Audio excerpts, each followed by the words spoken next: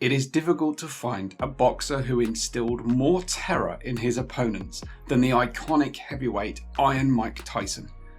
Apart from his phenomenal speed and terrifying punching power, the legendary champion possessed excellent skills in psychological manipulation of his opponents. Many of his opponents stepped into the ring with him as if they were walking to the gallows. Some tried to engage him in psychological warfare, attempting to disrupt the formidable heavyweight's mental equilibrium. However, such attempts usually ended disastrously for the daring opponents, and it's precisely these cases that will be discussed now.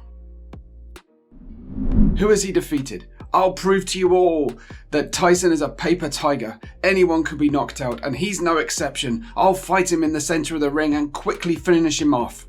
Donnie Long's cornerman exuded confidence before the fight with Tyson. They listened to the boastful boxer with sympathetic smiles, fully understanding the fate awaiting him in the ring. Before the scheduled bout with the great Larry Holmes on January 22nd, 1988, the excitement was incredible.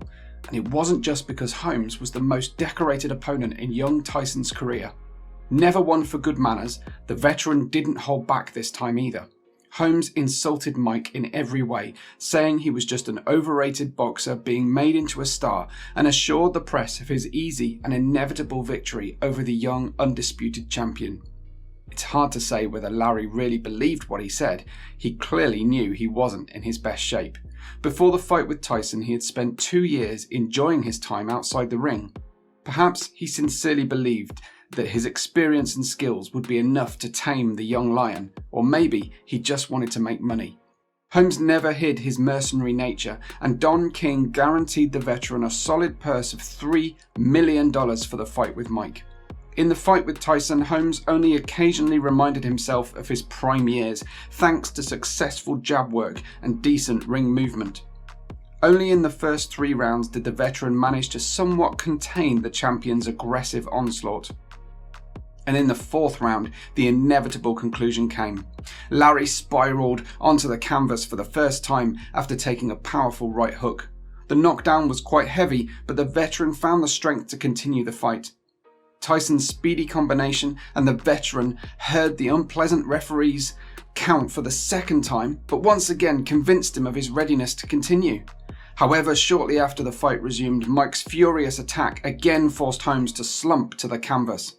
After the 3rd fall of the veteran, the referee stopped the fight without even starting the count. Now, Snipes had him out with a heavier shot than that. But right now, Mike Tyson is in charge. He's the boss, and Larry's down for the 2nd time. There's no free knockdown rule, but Larry's in a heap of trouble here. His legs aren't there. He'll take the standing 8 count. It's almost academic now. Mike smells the blood. He senses the kill. He comes in for it. Larry trying to hold him off. There's too much time left in the 4th round. The end of a great career is imminent. Larry Holmes' legs are jelly. There's lightning in the fist. Big right hand, followed up by the left foot. Lightning in the fist of Tyson. Mike showing patience to get set for the big shot. Right hand hurt Larry again. He's back at his heels. Left hand. Larry's going to get hurt. Oh, Joe Cortez takes a look into the eyes. Larry gets nailed with the left hand, the right hand, digs to the body, goes to throw a right hand, gets clipped with a big right hand. He won't get up from this one. It's all over. Joe Cortez has seen enough, and Larry Holmes is knocked out. He doesn't count him out, but he's out. Tyson is a true champion. My sincere congratulations to him. He's much better than I thought, Holmes gracefully admitted in defeat. Pleased, Mike reciprocated. He thanked the veteran for the fight and called him the best of all his opponents. There was no trace left of the former animosity. Mike Tyson's time has passed. He's old. Have you seen what Lennox Lewis did to him? I'll do the same. The Black Rhino will send him into retirement. The incredibly audacious Clifford Etienne showed no respect for Mike before the fight. Perhaps he forgot that this was his last chance to establish himself at the highest level, and Mike would have deserved respect. The Tyson-Etienne bout took place on February 22, 2003. The legendary heavyweight had suffered a resounding defeat in his previous fight, capitulating in the 8th round against no less legendary Lennox Lewis. The way Tyson looked in that fight couldn't have failed to disappoint his numerous fans. Iron lasted only 2 rounds, after which the fight became completely one-sided. Mike, who wished for a rematch with Lewis and didn't want to admit that his time in boxing was coming to an end, needed a victory over a tough opponent. Now he chose Etienne, who until the heavy defeat by Frez Oquendo was considered a very promising boxer. And the sharp tongue of the Black Rhino gave Tyson additional motivation. The fight ended in the first round. Mike's powerful right hook sent the cocky opponent to the canvas, which turned into a knockout. It took Tyson just 49 seconds to destroy Etienne. This victory became the last triumph of Iron Mike in the professional ring. Way inside. Anywhere else, he's in danger. Oh, there it is, right hand to the head of Etienne Stone. 3, 4, 5, 6, 7, 8. No way, he's getting up. It's over, and he's helped up by And the time, 49 seconds in round number 1. Iron Mike. 1986 marked the rise of opposition in the career of young Mike Tyson. The first really strong opponent was Jesse Ferguson, who was disqualified in the 6th round for excessive holding. However, the result of the fight was quickly changed to TKO 6 in order to not spoil the young rising star's streak of knockout victories. Then in 3 rounds, well-known journeyman Steve Zuski was destroyed, after which Mike had a fight against the ex-contender for the world title, James Tillis. The fight against Tillis was by no means an easy walk for the young boxer. Unlike many of Mike's rivals, the American came out to fight. Iron Mike, who went the distance for the first time in his career, had to work hard for a positive final result, winning by unanimous decision after 10 rounds. The next opponent was the strong Mitch Green, for whom Tyson had a strong personal dislike. The fight took place on May 20th, 1986. The history of mutual hostility between Tyson and Green dated back to Mike's school years. Both boxers were members of rival Brownsville street gangs. Skirmishes in the streets were inevitable. Mitch Green was undoubtedly a gifted boxer. As an amateur, he won the Golden Gloves tournament in New York 4 times. Perhaps the biggest success in the amateur ring was Green's victory over the future world champion Tony Tubbs. In November 1980, 23-year-old Green turned pro. In the pros, Mitch's success was rather small. Before the fight against Mike, the boxer's record consisted of 16 wins, 10 by knockouts, 1 loss and 1 draw. Moreover, only one of his opponents, future world champion Trevor Berbick, who defeated Green by the decision of the majority of the judges, was in a good shape. Hopefully the boxers will forgive us for such a comparison. Before the fight against Tyson, the cocky prospect was not shy in expressions. He was trying to convince the public of his imminent victory and even promised to kill Mike in the ring. But soon in the ring there was no trace of Mitch's former cockiness and bravado. Mike immediately and aggressively rushed to attack the opponent. The big advantage by 7 inches in height did not help Green at all. Tyson closed in the distance without the slightest difficulty, and by the first round was forcing the opponent to feel the power of his blows. Green had to try and clinch. Feeling the force of the blows of a formidable opponent, Mitch practically stopped thinking about winning, only occasionally trying to respond with his own attacks. Green frankly tried to survive in the ring, avoiding confrontations. Fortunately for him, Tyson didn't really try to end the fight. He easily approached his opponent, demonstrating his entire and rich set of punches, and clearly enjoyed himself in the ring. Mike's fight against Green inspired an analogy with Tyson's previous fight against James Tillis. The only difference was that Green, unlike Tillis, did not think about winning, setting himself the goal of simply surviving for the entire 10-round distance. Due to the fact that Tyson did not escalate the fight even after his accurate hits, Green managed to bring his idea to life. Mike dominated throughout the fight, winning almost every round of it, and after the final gong, he heard a unanimous decision in his favour.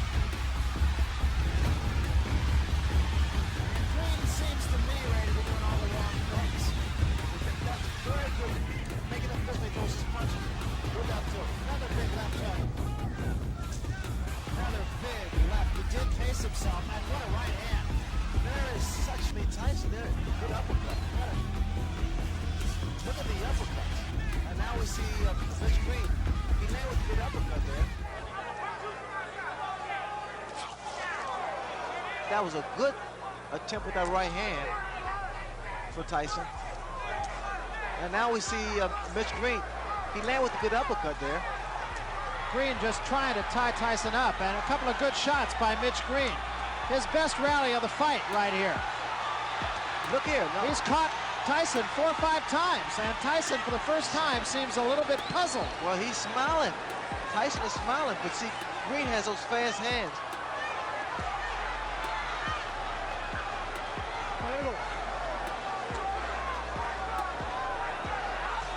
Good body shot by Mitch Green. Now we're seeing a different Mitch Green. Is made up properly. He's holding behind the head, which he allows those shots like that to land. Here again. Oh, what a left hand. And this is going to happen all the time because, again, you see the way. Tyson for the first time seems a little bit puzzled. Well, he's smiling. Tyson is smiling, but see, Green has those fast hands.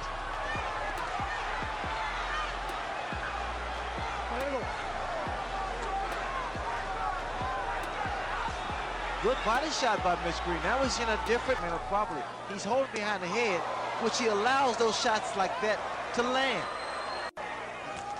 Here again. Oh, what a left hand. And this is going to happen all the time because, again, you see the way. The right on his face is 9th round, baby. It's a 9th round, you understand? Yes. He made that round close enough to steal. We're going to give that one to him. See how he come right out there? That was a first. I don't want to give it to him. You get out there and take Kevin it back. Rooney is in there and just jabbering away 100 miles a minute. Mike Tyson leaned over and just kissed him. He hit him right hand and hook over there, but you didn't get the side. For Purcell Davis in Atlanta, and was a more determined. Green just trying to tie Tyson up, and a couple of good shots by Mitch Green. His best rally of the fight right here. Look here, he's caught Tyson 4 or 5 times, and Tyson for the his right hand, hold behind the head, which he allows those. Here again. Oh, what a left hand. Tyson's arms are short, so lean. What's going to happen? Every day in the classroom, big left hand to end things. For the winner, for his 21st straight win in as many fights, Mike Tyson. On August 23rd, 1988, an impromptu rematch of the fighters took place, but outside the ring. Upon learning that Mike and a friend were shopping in Harlem, Green headed there. After a brief verbal conflict, Mitch tried to hit Tyson. Iron dodged the blow, sending Mitch to the floor with a strong right hand. The blow was so strong that Tyson broke his arm, and Green had 5 stitches in his nose. There was only a small compensation for Green's second defeat in a row. He received $45,000, which the court ordered Mike to pay his ex-rival, but this amount still didn't even cover Green's legal costs. On October 20th, 2000, Iron Mike Tyson and former world title contender Andres Golota met in the ring. At the beginning of autumn 2000, the great Tyson was only a shadow of his former self. Without the former speed and excellent defense, the American regressed significantly as a boxer. But the vaunted striking power of the former undisputed world champion was still with him, and it could not be ignored. After the scandalous rematch with Evander Holyfield, when Angry Mike shocked the world community with his inclinations to cannibalism, the fighter had 4 fights. The fight against Orlin Norris, due to the injury of the former cruiserweight champion, was declared a no contest, and other opponents, Francois Botha, Julius Francis, and Lou Savarese, were knocked out. The fight against Botha especially clearly showed how badly the former world champion had gotten worse. Quite average boxers successfully coped with the onslaught of Iron Mike, and before missing a knockout blow in the 5th round, he was comfortably leading on points. Golota's status before the fight was also not very rosy. The boxer gained general recognition in 1996 in fights against Riddick Bowe. Confidently winning both fights on points, Andres was disqualified for regularly hitting below the belt. Why the Pole, who was 1 step away from victory, stubbornly attacked Riddick's private area, probably not even he himself knows. and a series of victories, among which one can single out success in fights against ex-world champion Tim Witherspoon, as well as strong Jesse Ferguson and Corey Sanders, brought Andries to an eliminator fight against promising Michael Grant. Already in the first round, the Polish boxer knocked down the American twice and confidently was leading the fight to victory until he was on the floor of the ring in the 10th round. Despite not being stunned or beaten, Golota suddenly refused to continue the fight. After this fight, the label of a boxer with a complete lack of fighting spirit stuck to the Pole. Andries forgot about his failure with Grant and victories over journeyman Marcus Rode and already mentioned Orlin Norris. The fight between Golota and Tyson was extremely important for both boxers. Defeat, especially in Mike's case, for a long time would remove him from the list of contenders for the championship belts. Tyson was deservedly considered the favourite of the fight, but at the same time many noted that if Golota managed to withstand the starting onslaught of the Iron Mike when he was most dangerous, Tyson could have problems. The Pole was better than any of Tyson's previous 4 opponents, including Botha. He had a solid technical set of skills and had a powerful blow with both hands. The spectators in the stands froze in excitement. The first round turned out to be very promising. Tyson closed the distance without much difficulty, looking for the moment for a devastating blow, and Golota focused on oncoming blows, which, however, the American mostly avoided thanks to bobbing and weaving. In the middle of the round, there was a good exchange of blows in which Mike looked better, inflicting stronger hits. Andries' local success at the end of the 3-minute period, when he managed to land a couple of good hits, was met with a powerful right cross from Iron Mike. This is 37 seconds, Robert Collet, the third. Looks a little soft in the belly too, Steve. By Tyson. Another overhand right by Tyson moving. There's a straight. Trying to get that jab, trying to get through this first round. Tyson, as usual, singled out his right. Yep. A lot of standing. Mike's not working in behind the jab. There he started to throw it. Tight. And Mike's got a lot of man to work with in front of him. He's throwing some big body shots. A lot of not staying too straight. He's not bending. He's not using that height and that reach. And then a right uppercut. Blocked by Tyson. Tapping a little bit. He's not really unloading with these big shots. To feel the extreme impact, the power of Tyson. Over the left eye of Golota. Nice right hand. We approach the final 30 seconds. Get him up, Andrew. Get him up. Lefty. The Pole collapsed on the floor of the ring but quickly got up, having met the gong about the end of the round without much shock. And chin. That is just a beautiful right hand. Super slow-mo from the other side. Oh, and you can see the shockwaves. He comes into him, bends. Beautiful. Look at him turn that shoulder in. No problem. That's an overhand right. Watch his overhand right. That is lit. Down to 2:37 of round one. Tyson all over. He might miss a few shots. The second round was also under the style of Tyson, who several times stunned the Polish big man with powerful hits, but Andries did not look at all hopeless, responding to the Americans' attacks with his own, and even bravely accepting an exchange of blows with a formidable opponent. Nothing foreshadowed an imminent ending.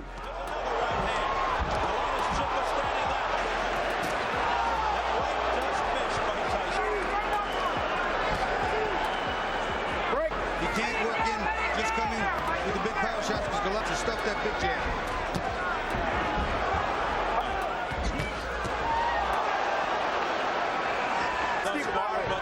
The overhand right just missed with that overhand.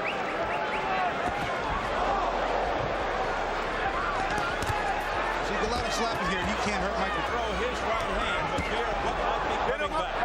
Obviously, Tyson has to get inside. Here he comes, trying to get inside. What are you doing? You fucking do this. You're going to disgrace yourself. It's over. He's done it again.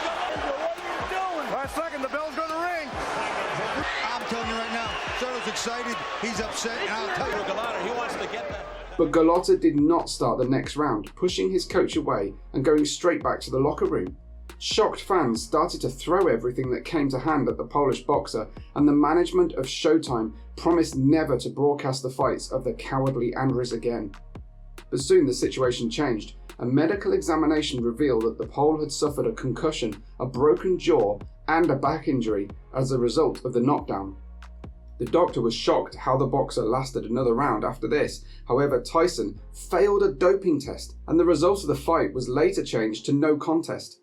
After a forced 3-year absence from the ring, Golota returned to the race for the championship titles.